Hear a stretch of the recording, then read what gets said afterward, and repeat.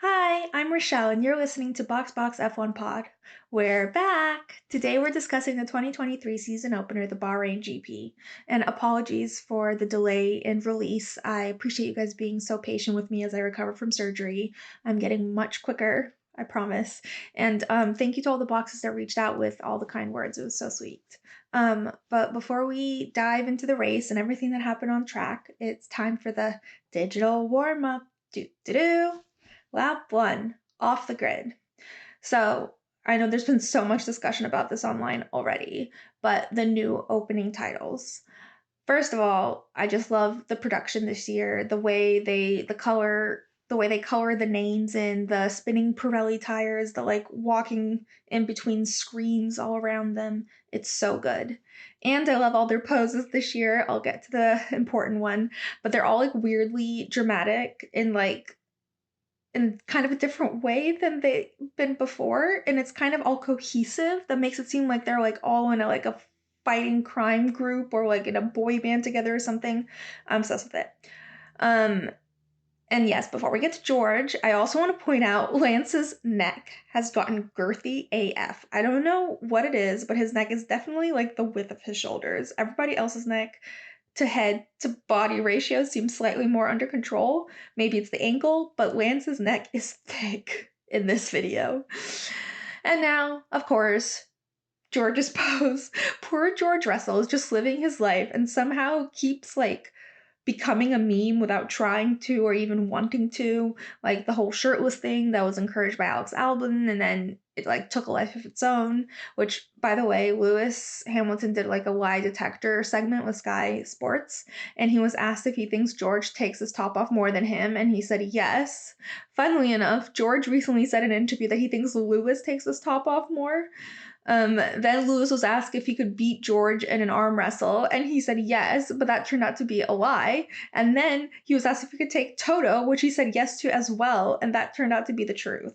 Like, Lewis is a world-class athlete, but Toto is a giant hulking man, and I'm pretty sure Toto could take him in an arm wrestle. Also, back to the shirtless thing, I think maybe George thinks that Lewis posts more shirtless pictures than he does because he like made a point to say that like since Alex took that joke to a new level, he was like intentionally posting these shirtless pictures like to play into the joke. So he probably thinks that his shirtless pics aren't serious and he thinks Lewis's are. So that was like probably his reasoning in that, but someone really should go back and check who's posted more shirtless pics because I think it's going to be a pretty close tie. And then back to the memes that George Russell has generated without trying to. There was the whole George Russell as a type of guy too, where he was literally just taken through the ringer for being a nice, slightly cringy, but in the best way possible guy. He's just a nice guy. Why are people hating on him? And that brings us back to this video. The pose. George with his leg crossed over the other and his arms spread wide leaning on each wall and like the direct look into the camera. It's just so hilarious. Like it shouldn't be hilarious, but it's hilarious. And when you see it on the big screen before the race, it just gets even better than like on my phone. Poor George. And George's body has literally traveled to like everywhere, every place in the world, every scene in every movie, thanks to F1 encouraging this. But my personal favorite meme of George Russell's pose is him as Troy Bolton in the Bet On It scene from High School Musical 2. I don't know why, but I think it might be because George has kind of like a Troy Bolton energy, doesn't he? Like, I can see him having like a Bet On It moment, and I can also see him getting jewelry for his girlfriend with a G for George. Although my friend Lexi correctly assessed that would probably more likely be like an expensive tennis bracelet than like one of those dinky necklaces that Troy got Gabriella. But anyways, as always, George delivers without ever intending to do so, and that's why we love him. Another thing that F1 did was ask if Drive to Survive was to be a movie, who would they want to play themselves? And just like off the bat, the only person to say anyone that makes any sense at all was Lando. He said Tom Holland, which is like the clear, obvious, and only choice to play Lando in a film. Like the side by side of them, like Tom Holland has to play Lando. Everyone basically said Christian Bale or Tom Cruise though, which I've since realized that Christian Bale was obviously in the Ford versus Ferrari movie, so maybe there's that, and Tom Cruise is Tom Cruise. But none of them look like either of those actors. So Carlos Sainz also said Will Smith before settling on Christian Bale. But I know this isn't feasible, but wouldn't like a young Antonio Banderas be a great Carlos? Like better than Will Smith or Christian Bale? Also, both Pierre and Guan Yu saying The Rock made me lol. But my complete favorite was Yuki saying with like total conviction and like completely serious that Jason Statham would play him in a movie. And I don't know if anyone listened to the AlphaTauri podcast episode that was like with Pierre and Yuki for the last time at the end of the previous season. But Yuki goes hard for Jason Statham. He has like a multi-level argument as to why Jason Statham is the best action star or whatever they were arguing about. He's just like obsessed with Jason Statham, and I love it. I love Yuki. Also, whoever told Charles that he looks like Noah Schnaps was tripping. Like, I love Noah, love Will Byers, but there is no way he is the most fitting actor to play Charles Leclerc at all.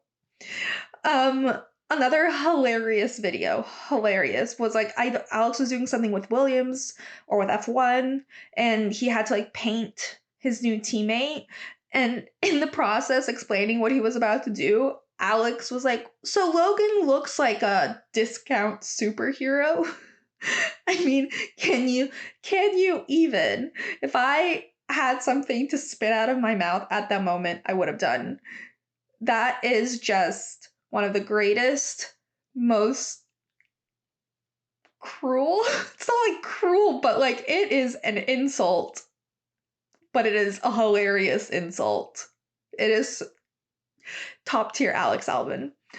And of course there was the Las Vegas promo that everyone did, and I don't know how like Carlos and Charles were the ones that got stuck with like the weirdest props.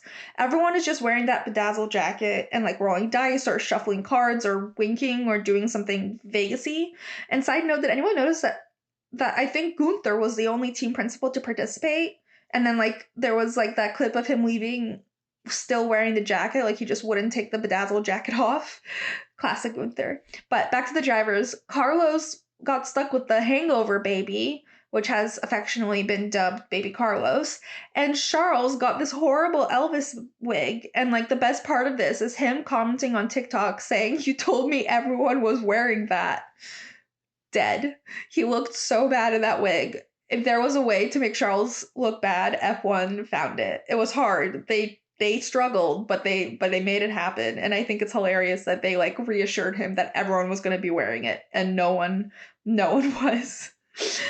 Okay. So this isn't like specific moments, but just like a kind of a general observation of drivers on social media and like on TikTok. But I think it's hilarious to see their presence and try to assess whether like it was their own idea, if they were influenced by their girlfriends, or if this is entirely the product of like a social media team and trying to guess who was running that social media team. So like, for example, Alex Albon's TikTok is for sure his own, but it's definitely heavily influenced by Lily.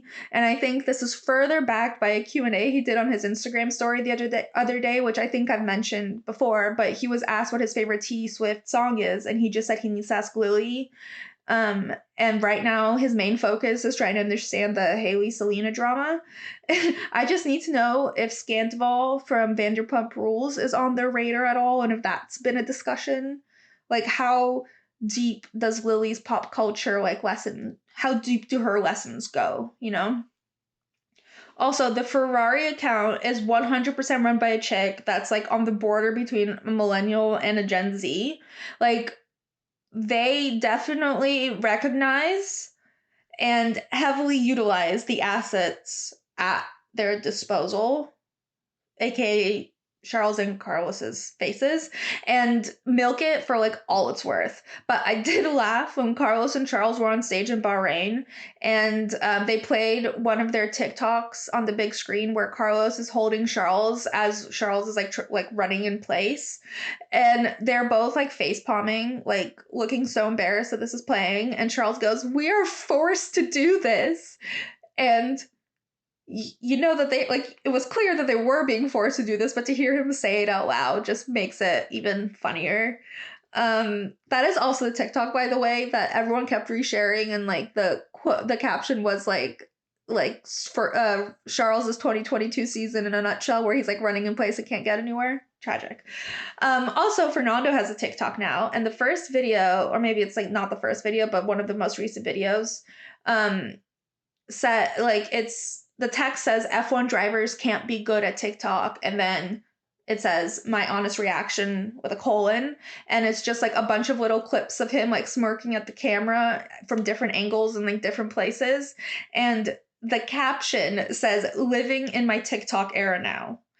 There is zero chance Fernando created this TikTok, wrote that caption, or even knew like what the clips he was filming were for. Like zero chance.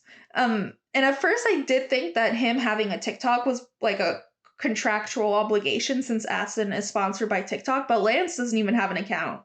So either Fernando's PR team is like aggressively trying to give him like this youthful vigor, or Fernando is actually like obsessed with TikTok and did that all on his own. Maybe I'm not giving him enough credit and he's actually super up to speed on like everything. But somehow I just truly cannot imagine him typing the words living in my TikTok era now, like at all. All right. On to lap 2, Lance's injury. I have so many thoughts about this. Like, it has been like the number one thought in my head pretty much since we found out all this. But basically, a couple weeks ago, Lance was cycling as part of his training to prep for the new season, and he fell or crashed or whatever and sustained injuries, is what they said at the time. And for some reason, they were super mysterious about it. Like the statements that were released by Lance and Aston were like majorly cryptic for no apparent reason. And then rumors started spreading that he had broken a wrist or several wrists or whatever. And I do not know why well, now I have theories as to why, but like at the time I had no idea why they were being so shady about this. And like the like overarching theory is that they wanted to leave, they didn't want to cause alarm of his injuries and leave the door to Bahrain open. And like they even like circulated rumors about who was going to replace him, which I think at one point was Seb, which is just an ridiculous suggestion. I don't know why it was even entertained. But then it was confirmed by Aston that Felipe Drugovich, an obvious Bond villain in disguise, that name, would fill in for Lance if he couldn't drive. However, miraculously, Lance made a recovery, and we found out like Thursday or Friday that he was going to be participating. And actually, like, so like there was more information coming out throughout the race weekend, but today, which is Wednesday, Lance posted an Instagram post explaining what had happened to him. So I'm just going to read it so we get his full like side of it. I want to take a moment today to reflect on the last couple of weeks and share my story with you guys. On Saturday, February 18th, I crashed on my bike while training in Spain.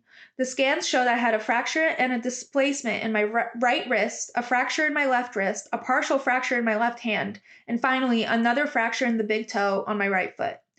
With the beginning of the season right around the corner, the timing could not have been worse. My medical team at first believed I was not only going to miss testing, but realistically the first few races. 48 hours after my accident, 12 days before the first race, Dr. Javier Mir successfully operated on my right wrist. Following surgery, Dr. Mir told me I'd be back for Jeddah if I worked hard, and with a little bit of luck, he was optimistic I could race in Bahrain. But that was a faint possibility. To this day, I'm convinced the urgency of Dr. Mir showed to me helped get me to Bahrain. The work wasn't done. Unfortunately, Dr. Mir explained that the fractures in my left hand and wrist and toe weren't suitable for fixation, and that I need to rely on a more conservative approach to heal my other injuries. My medical team ensured we were doing anything and everything that showed some evidence for bone healing. It became my full-time job trying to combine everything that could help, even if it was by 0.5%. Initially, progress was slow. I needed a lot of help, even with daily tasks at home. But each day got better, and once the cast came off on day 4, it became possible we had a chance of racing in Bahrain. My medical team devised a program that would help me restore mobility and strength in my wrists. Rehab required hard work and persistence, but with an incredible medical team and my friends and family supporting me, I was able to push through the pain and get back on track in Bahrain with my team and fellow drivers. And we did it. I'm thankful for everyone who supported me, sent kind notes and wishes. Heart emoji, fist pump emoji. Before I dissect that, and I have so many thoughts, just wanted to note that Tommy Hilfiger commented on this. Like, all the drivers commented on it, like a bunch. But also Tommy Hilfiger. Why? Actually, I do know why. Tommy Hilfiger, his company was invested in by Lawrence, and that's partially why he was prompted to global success. So I guess he's a family friend. But anyway, back to Lance. So many things in this post that, like, scream what the fuck at me. Like, what kind of medical professional, who I guess in this case is Dr. Javier Mir, like, clears Lance to hold a steering wheel for 3 days straight? Like, there were so many clips of, like, Lance, like, struggling, like, during the national anthem, he went to put his hands on his wrist and immediately flinched from the pain. Like, he couldn't even put his hands on, like, the little flex to put your hands on your wrist was painful. I think on Friday he was struggling to get out of his car, and, like, in his post he said on day 4 we took off the casts. Isn't the average time for a cast to be on like 6 weeks for any sort of bone healing to take place? And isn't not giving those bones the space to heal like basically paving the way for short-term and long-term damage to those bones? Like, they're gonna heal wonky. Like, I had a crushed ankle when I was like 15, and it wasn't caught. They said it was a sprain, so I was trying to walk on it and stuff. And like a couple months later, I still couldn't move, and they went and did an MRI and found a bunch of crushed bones, and that ankle still bothers me to this day because those bones healed incorrectly. So Lance, like, going into the car with his, like, where he had to, like, flex his wrists, like, for hours at a time is insanity to me.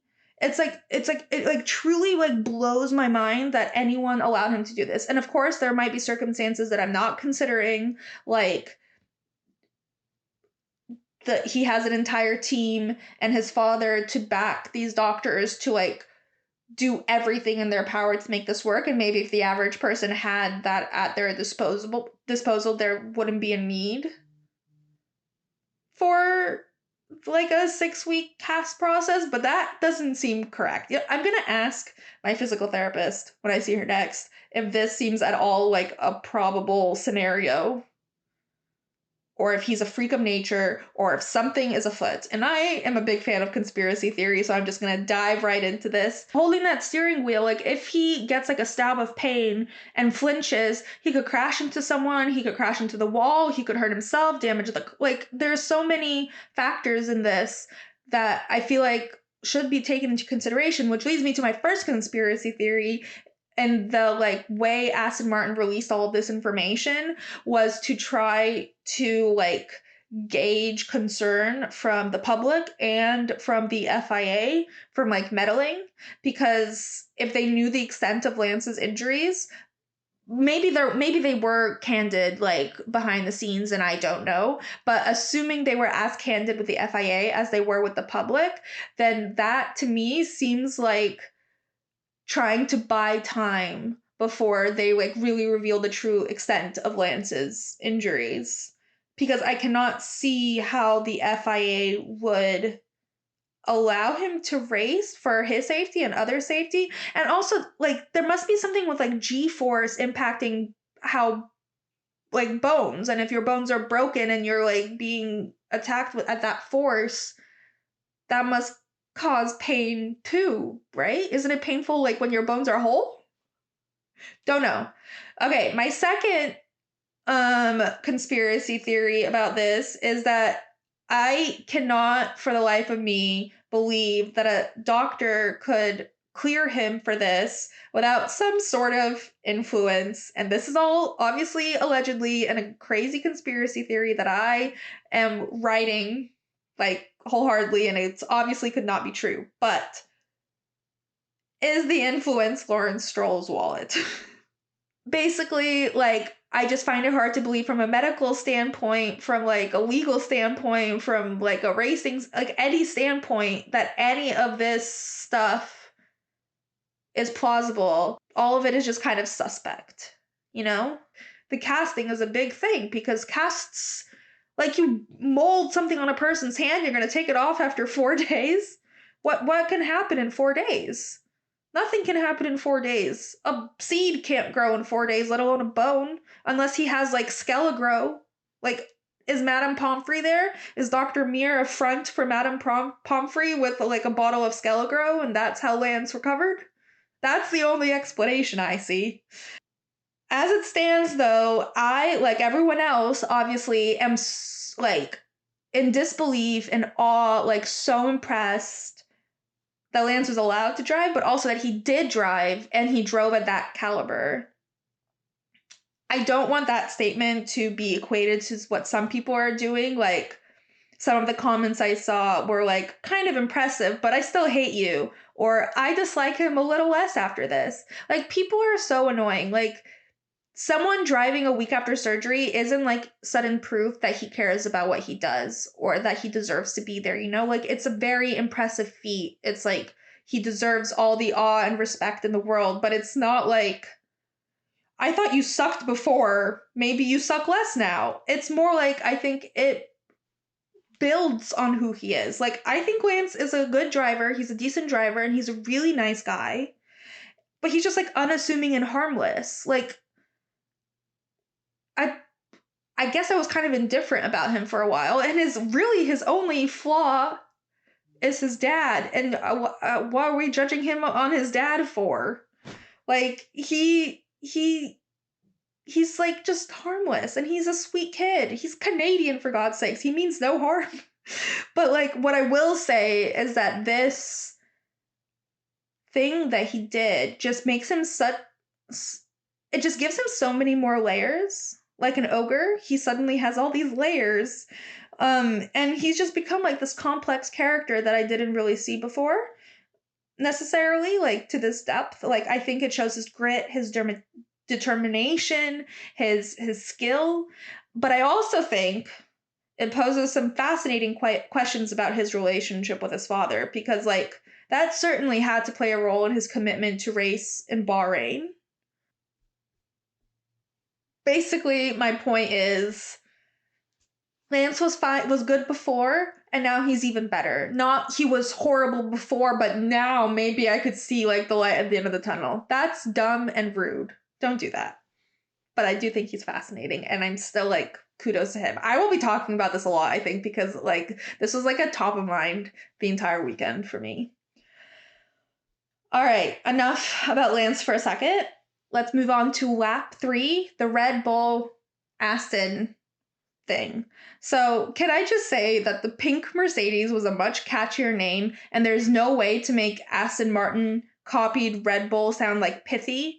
The green Red Bull like doesn't hit the same. It sounds like the Green Lantern or something, and it's just like not correct.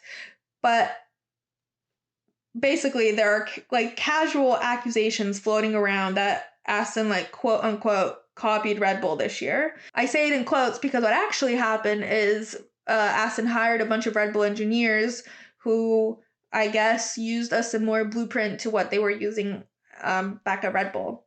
But Red Bull, as per usual, are very keen to joke about this in the press. Helmut Marko told the press that Dan Fallows, who was like a head engineer over at Red Bull, wasn't the only engineer to jump ship to Aston. There were actually several people that left, and he said, it seems like they all have really good memories. Christian also joined in, and he said, They say imitation is the biggest form of flattery, and it's good to see the old car going so well. A quick note on Christian. The quote was posted on ESPN F1's Instagram, and I thought this one comment really summed it up quite well. In the comments, in response to someone saying Christian needs to stop crying, someone replied, Christian is shit stirring. That's different. And I think that's very key to understanding and appreciating Christian. Christian loves to shit stir. Stirring the pot is his number one hobby. And like when he was losing, that shit stirring could be equated to crying. But when he's winning, the guy's just having some fun. He's just having the time of his life over here. But my favorite comment made about this was during the post-race press conference. Checo and Max were asked if Fernando and Aston were championship contenders. Max said that he hoped so, and Checo just said, it's great to see 3 Red Bulls on the podium. And it caught everyone so off guard, it was perfect. Checo just laughed, staring directly at the journalists. Max's eyes like bulge out of his head as he burst out laughing. I was like quickly like looking from Fernando to Checo, from Fernando to Checo, and Fernando was just like giggling, but like frozen. Like his face was like frozen. Like this is funny. I am laughing, but like what the fuck? It was a great moment, and even though I guess Aston stole the Red Bull engineers, no one seems that mad about it. They just seem to think it's funny. All right, moving on to lap 4, paddock fits. So we're back with our OOTD. Does anyone say it like that? We're back with our outfit of the day segment.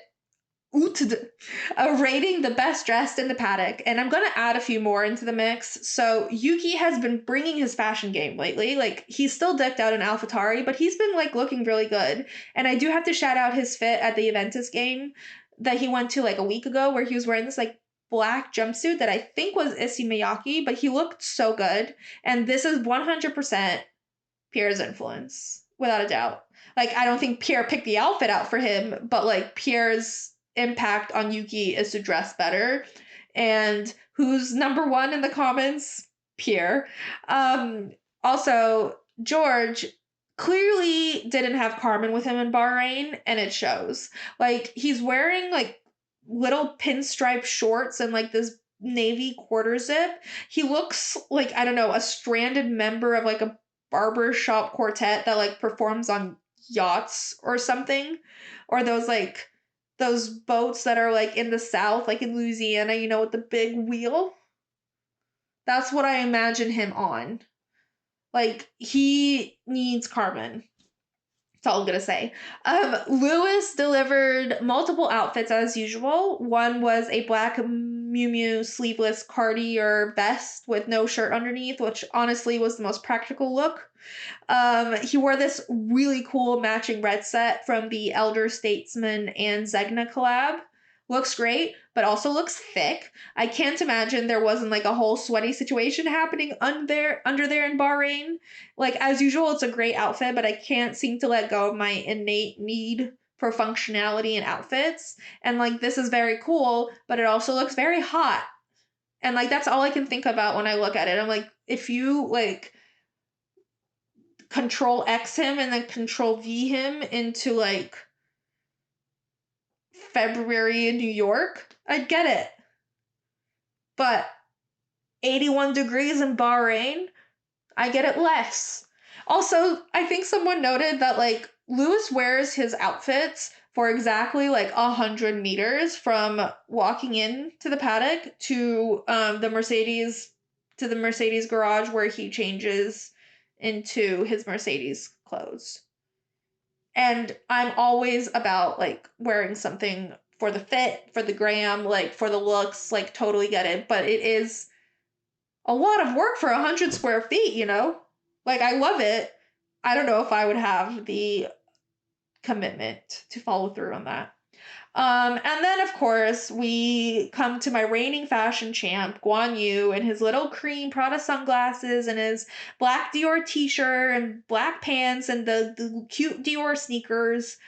Like, it's so basic, but like, what a fit. And like, also, Guan Yu is just proof that what my friend Dias says, friend of the pod, Dias, he told me once, it's not what you wear, it's who wears it.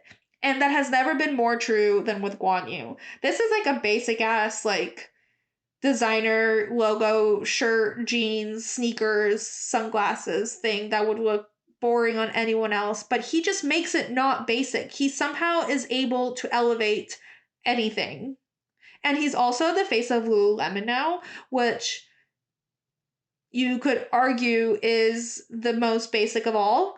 But I will now feel way cooler wearing Lululemon because I know Guan Yu does too. Okay, and that concludes our digital warm up. On to the race time.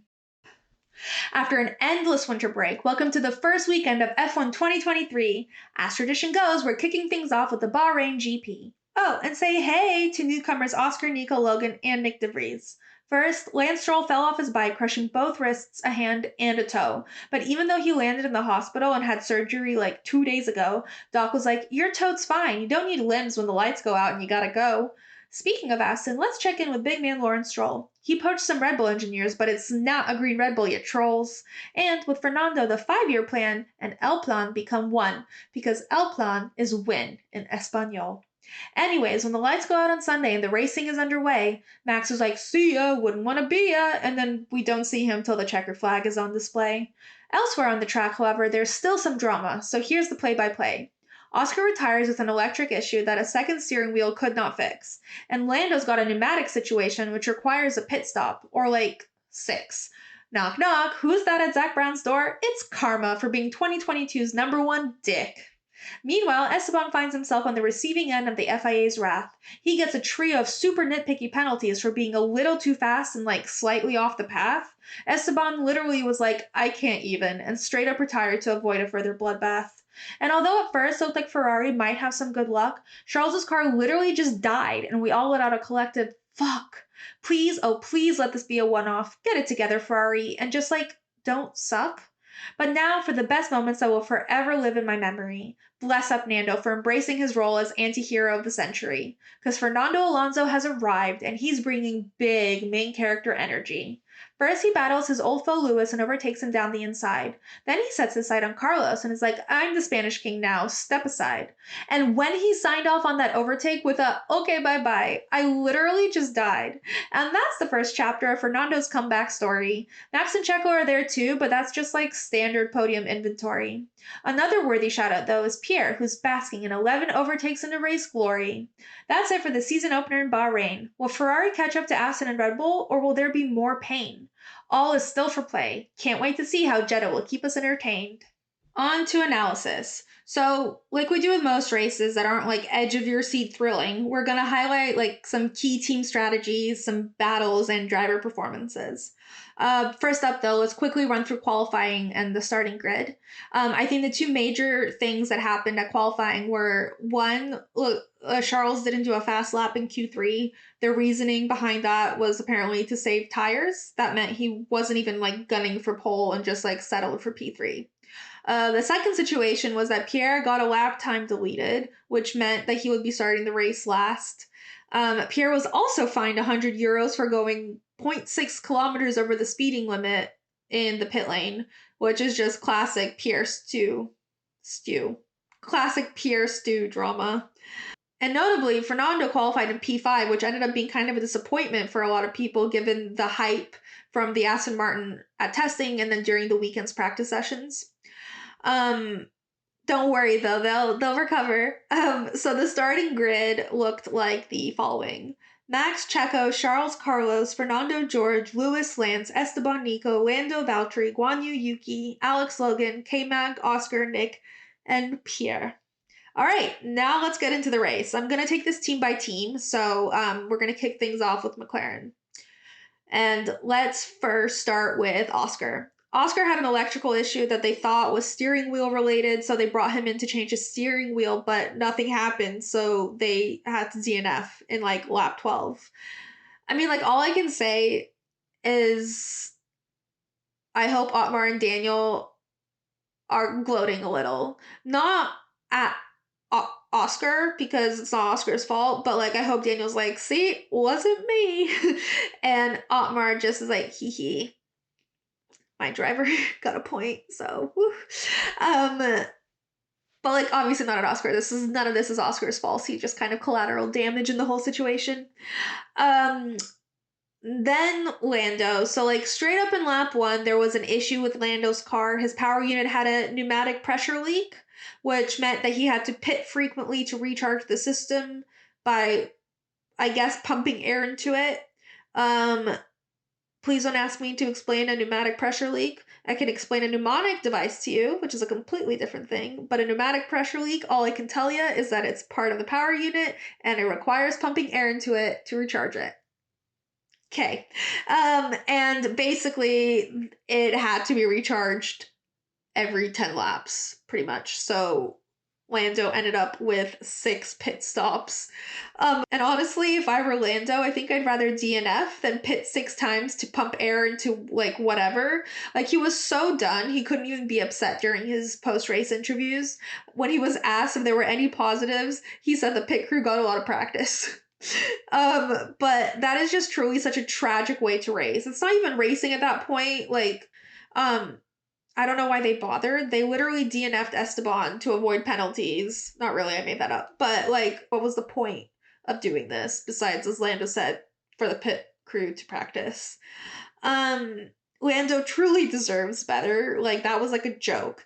And as pleased as it makes me to see Zach suffer in this moment, like Lando is too good of a driver to be wasted on a car that requires like a pit per lap to function. And of course the takeaway from the Grand Prix were rumors and memes about Lando trying to like get out of his bottomless contract and switch teams ASAP. I'm sure he has thought about it once or twice, but he did sign a very long contract. By the way, this is kind of cool, but McLaren are running digital ads on their car now, so they can like swap out ads very easily. And like this is super cool, but maybe we should have focused on car performance instead of turning your livery into Times Square. And I have no idea if investing in digital ads is at all related to developing a good car. Like that's a total reach on my part, but considering we have one and not the other, well, and I can't say that I didn't laugh like a little bit that Zach Brown had such a tragic clusterfuck of a first day. Like I was on your side, Zach, for so long, but it's going to take a little longer for me to recover from like your fratty and like frankly rude business moves last season, i.e. Daniel, i.e. Otmar. And I think the best medicine for me personally is to bask in your setbacks for a bit. F1 is all about capitalizing on other people's misfortunes, after all. So, just taking your advice. All right, let's move on to Alpine. So, remember how Stu has a grudge against Pierre? Well, it seems that Stu has decided that bullying Pierre was not enough, and Esteban too must suffer. And that suffering took the form of like 30 seconds worth of penalties.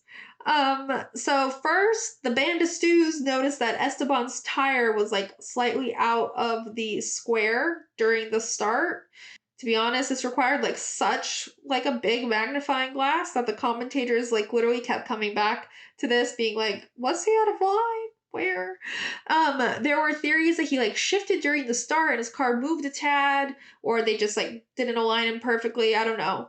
But after the race, the F1 tech guy was like, you can see quite clearly that Esteban's wheel is sticking out across the line. But like we can see it clearly, yeah, when like you've increased zoom by like times 100 and we're like zoomed in into like a blurry wheel that's like not on a line. But for this, Esteban received a 5-second penalty. So Esteban comes in to serve this at the same time as he's planning to get his tires changed and to fix some damage to his car. But apparently, some mechanic like brushed against the car with his tool. That sounded weird. He got too close to the car with a tool in hand and literally 0.4 seconds too early. So then Esteban got a 10-second penalty for serving his first penalty incorrectly. And when he came back to pit again, he got busted for pit lane speeding 0.1 kph over the pit lane speed limit, which cost him another 5-second penalty. So I'm pretty sure that's a total of like 20 seconds in penalties. And then Alpine just decided to retire the car to save the power engine? aka not get any more penalties. If you're not there, you can't be penalized. And I just still don't understand why Lando's team didn't do the same thing, but whatever. Okay, now let's talk for a moment about Pierre. Unlike Esteban, Pierre had a great day. Despite his lap time getting deleted, which forced him to start in 20th, Pierre ended up overtaking half the grid, made up 11 spots, and finished P9. So, overall, great day for Pierre. Despite that setback, despite the fact that he got fined €100 for speeding in the pit lane, maybe it was an Alpine issue. Maybe both drivers got penalized for speeding in the pit lane in the same weekend. Maybe there was some technical thing on their part. Anyway, whatever. He got that €100 fine, and like it's just like a good reminder that Pierre is on thin ice. RE penalty points. He has 10 points so far, which is 2 points shy of needing to sit a race out. And since points stay on a driver's license for a full 12 months from the day they're issued, his points will only begin to expire in May. So he needs constant vigilance, in the words of Mad Eye Moody, to ensure that he doesn't fall victim to the FIA's vendetta gets him for like at least a couple of months. Okay, let's talk about Ferrari. Around lap 40, so with like 20 laps left, Charles's car just died. it just died. He was able to pull over to like a safe spot on the track that was pretty out of the way, so it only required a quick virtual safety car. But he still shouted no on the radio in a way that pierces the heart, like only Charles on the radio can do. Also, just a quick note on Ferrari strategy. I don't know if this is just me, but every time Ferrari makes a strategy call, I get like PTSD. I get like kind of nervy, a little twitchy, like some anxiety. I get heart palpitations in there. Like somehow, some way, in terms of strategy though, Ferrari was fine. They executed a double pit stop flawlessly. Their decision to preserve tires during qualifying worked out to their advantage. But like truly where Ferrari struggled in Bahrain was reliability. And I can't help but question if reliability and a great car is what Ferrari sacrificed by letting Mattia Binotto go. His strength was, like, after all, engineering. That's like his entire CV. Mattia was at his best when he was like tinkering away in the garage on the car. And I can't help but wonder if removing Mattia completely from the team was the best move, or if they should have gone for like a split role situation where he's involved in the car stuff, but like outsources the people management, stressful strategy calls to someone else. And like, yeah, I know it's way too soon to tell. Like, reliability issues in the first race is certainly not indicative of future performance. They could easily rally, but I guess that remains TBD. Also, quick note on Fred, who replaced Mattia. This weekend, Toto said in an interview that Fred attended his wedding, which cute, but apparently Fred ate the flower decorations there, only to find out after that they were plastic. So rest assured, Ferrari is in great hands. So good. Anyways, Charles's DNF was obviously tragic. I welcome the day when I don't hear heartbreak and Charles Leclerc in the same sentence. Also, the day when I don't have to hear Charles' gut-wrenching radio messages as he struggles to like live like metaphorically, like just like survive. Also, the day when he's not on the back of some Marshall's motorbike whisking him off to the Ferrari garage, aka Trauma Central, is going to be a good day. It'll be a great day. But mostly like what I got from Charles though is that like in his post race media interviews is that Charles is kicking off this season dejected AF. They were like, were there any positives? And he's like, oh, we chose tires well yesterday. Otherwise, not much. just sad. Justice for Charles, justice for Carlos, Ferrari, please, please, please fix it. All right, let's move on to Aston Martin, who honestly was bordering on like being overhyped in the lead up to the first Grand Prix, but They didn't disappoint. And you know what I think? I think it's Lawrence Stroll's 5-year plan joining forces with Fernando's Alpine. And together they're just that more powerful.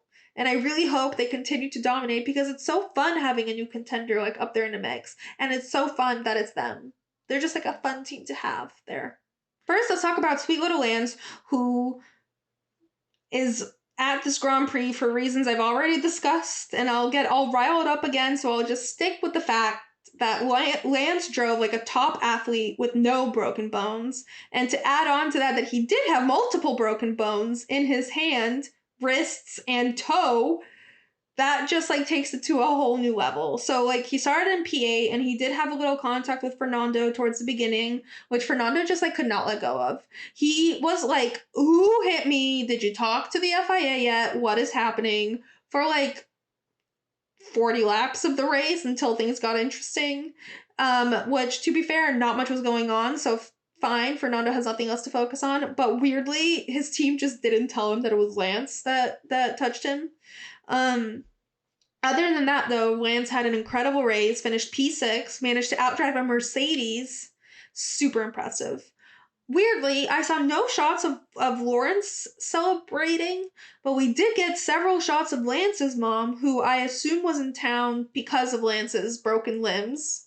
Claire Ann was there in the garage looking like nervous but excited AF, and it's like that face is just like the typical face of an F1 mom who is like excited for her child but also like hates the fact that they're doing this. And I don't know if we've seen her before, because if I'm honest, I really can't tell her and Lawrence's new wife Raquel apart. By the way, Raquel, not a great name to have in a moment if you follow Vanderpump Rules. Raquel is not the name you want to be stuck with. But anyway, I can't tell his wives apart, but I guess now I will be able to tell them apart purely by the facial expression on their face as they watch Lance race. Not by their face, but the facial expressions. The nervy, excited thing, that's the mom. The neutral face, that's the new wife. Okay, now on to the man of the hour, comeback of all comebacks. Fernando was so the main character this weekend. He ended up dominating the track and the headlines, and the dude is 41. That's like old as shit. Has anyone noticed, by the way, that Fernando has had like a glow up? He's looking sprightly AF, or as the commentators put it, all the keenness of the springiest spring chicken. The words they say sometimes, I can't. But like truly, I don't know if Fernando got some like work done over the winter, or if the like being in a good car and being competitive is just like feeding his soul and it's coming out in this like ethereal glow about him. But he's looking great, so good for him. Also, I did look up how old the oldest person was to win a world championship, and it was Fangio at 46 years and 41 days old back in 1957. So Fernando won't be able to claim that stat, but I'm sure the commentators will be able to concoct some fun fact for us to reference this season, as they always do. So back to Fernando's performance during the race, he had two major battles that really like elevated his race and the quality of the GP overall, because let's be honest, it was a bit dull. The first was with Lewis, which, by the way, whenever Lewis and Fernando are battling, it's got like this extra oomph to it, because like there's that like undertone of like history and nostalgia for like battles of yore. It just like there's like an extra element of like fun to them. But like when Fernando was chasing Lewis for a while and they were wheel to wheel battling for fourth position, there were several attempts at overtakes that were unsuccessful, but they were wheel to wheel for a long ass time, and it was very fun to see Lewis anticipate every move that Fernando was going to make until we hit turn 10, the most unlikely of places.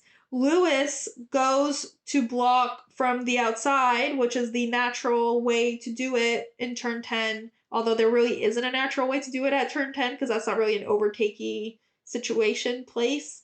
So he goes to the outside, and Fernando literally sails like right by him down the inside and gets into P4.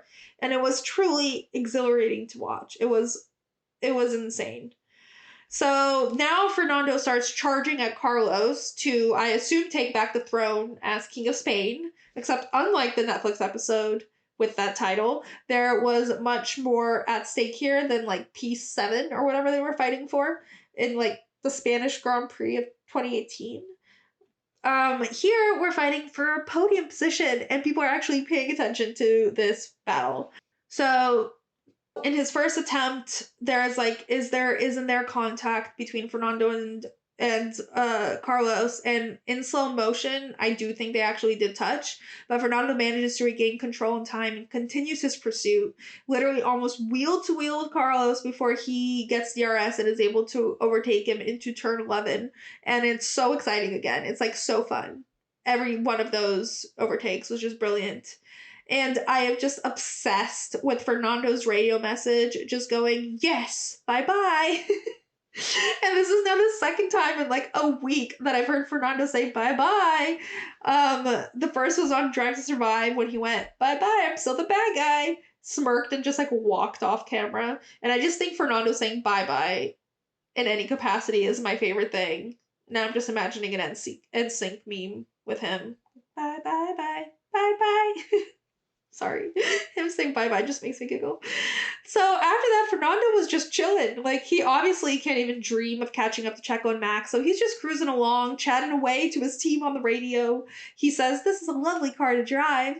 And then he just starts asking how Lance is doing and if he's feeling okay. And that's just sweet. So, like, what a champ. A couple of bonus shout-outs. George's radio was just kind of comical. He got on the radio at the beginning and is like, is Lewis struggling, or it feels like I'm faster? And his engineer's like, he's struggling. But it's just like such a George way to ask for team orders that he didn't get. AlphaTauri had a decent day. Yuki almost got into the points, missed out by like a second. Nick, however, did seemed to get a bit fucked over by his team, but he was like in great spirits after the race. He said he feels much better after this race than he did after Monza. Seems like he was able to get out of the car on his own. And he even said he's ready to train the next day, which is bonkers to me. I'm sure Yuki would not agree. But Williams also had a great day in the office. Alex finished in the points, and Logan just had a great race, especially considering it was his first race. So that's exciting for Williams and their Duracell battery car. And then, of course, there's Red Bull, which honestly is a lot less exciting of a story to talk about. But Max was like 11 seconds ahead of Checo and then like 40 seconds ahead of Fernando. And I'm not even sure if he even saw a single other car past the start. But I did see an excerpt of his radio on TikTok, and it was basically his engineer being like, Max, can you please slow down? And Max just ignored him. And then the engineer went again, and Max was like, if I slow down, everyone will catch up, or like something like that. And his engineer was like, you're not racing anyone. Please slow down and stop going so fast. And Max ignored him again. And he was like, the engineer was like, I'll get bored asking, please just do this. But I don't think Max ever did. This is like such a Max thing. Like, even when he's not actually racing anyone, he's like, I'm not gonna go slower. I'm not in this car to like trudge along like I'm like Thomas the Tank Engine. I'm gonna go fast. Very Max. Also, kind of a side note, but the relationship between Max and Checo is sort of like up in the air. Like, I don't know if that like radio communication and his refusal to like slow down was because he wanted to avoid giving Checo the chance to try and overtake, or if he was just being Max, probably just being Max. But off track, they're like in great spirits. They seem to be getting along as grandly as ever. And I don't know if Checo is over it or if he's playing the long game here, but not entirely sure what's happening with their relationship. I do have the feeling that Max for sure is over it, whatever it was. Because like I think he got his revenge. And he's like, I'm good. Checo, I highly doubt is over it, but I don't think we'll see that like come to light for a while. Okay, So post-race, like the most notable thing to happen in the cool down room, honestly, was Checo and Fernando like yammering away in Spanish, and Max came into the room and they just kept yammering away in Spanish until Max just started speaking English at them and they kind of switched. Also, I love Fernando shouting out Lance so much. He did it in the post race interview. He told Lance that he was his fucking hero. And I just love that. And I know the commentators kind of made a dig at Fernando by saying he's going around the paddock saying that Lance could be world champion. And then they laughed about it, basically implying that it's like a contractual obligation or something for Fernando to go around and like big up Lawrence's kid. And like that's the same narrative that I've seen online, but I just like don't think it's true. Like I actually think Fernando is a huge supporter of Lance. We've seen him support younger drivers in the past, as evident by his relationship with Esteban in that first year. Like I think he values the mentorship role. I think he respects Lance a lot. And honestly, I don't think anyone can control what Fernando says or does. Fernando is saying the stuff he's saying because he believes it and not because he's trying to like get in with Lawrence or like trying to like suck up to him. Fernando doesn't need to suck up to anyone. He's doing and saying exactly what he thinks and feels. And I think he likes Lance. Sorry to disappoint everyone. Okay, moving on. Driver of the day and Dick in the box. Driver of the day. Officially, it's Fernando, and officially, I agree. Fernando had some incredible overtakes. He's the only one that made this race interesting. He totally deserves driver of the day. But I do think Lance deserves like endless praise, endless shout outs, and he's like my driver of the moment. Because he drove exceptionally well for a healthy person, let alone someone with broken bones. So, big up Lance. Also, huge honorable mention to Pierre for making up 11 places and finishing in the points. That's huge and a great start for him at Alpine. Also, he is lucky that the FIA focused on his teammate and not on him. Okay, Dick in the box is a shared prize today. McLaren for forcing Lando to suffer through 6 pit stops, and also just because Zach B is a dick in the box and outside of it. The Stews for handing out a penalty hat trick to poor Esteban. And let's throw in Lawrence. Don't want to hate on my main man Lawrence, but I am clinging to my unfounded conspiracy theory that he paid off the medical team and also probably gave Lance like Nepo baby daddy issues, which is manifesting itself through blind determination to deliver no matter how many broken limbs he may have. So the final results were Max in first, 11 seconds ahead of Checo, and 38 seconds ahead of the next non-Red Bull, followed by Checo, Fernando, Carlos, Lewis, Lance, George, Valtteri, Pierre, Alex, Yuki, who missed points by 1 second, Logan, Kevin, Nick, Nico, Guan Yu, who also set the fastest lap but does not get the points since he finished outside of the top 10. Lando is last, and then Esteban, Charles, and Oscar all DNF'd. All right, so that's it for the Bahrain GP. In a little less than 2 weeks, we're heading to Jeddah for the Saudi Arabian Grand Prix, for which we will be eating some more yummy Arabic food. In the meantime, though, look out for my Season 5 DTS recap, which I will be dropping sometime between this episode and the next race. And as always, you can DM or email me to share your thoughts, ask questions, or just to say hi. So don't forget to subscribe, share, and follow on social so you can keep up with things between races. See you soon. Box.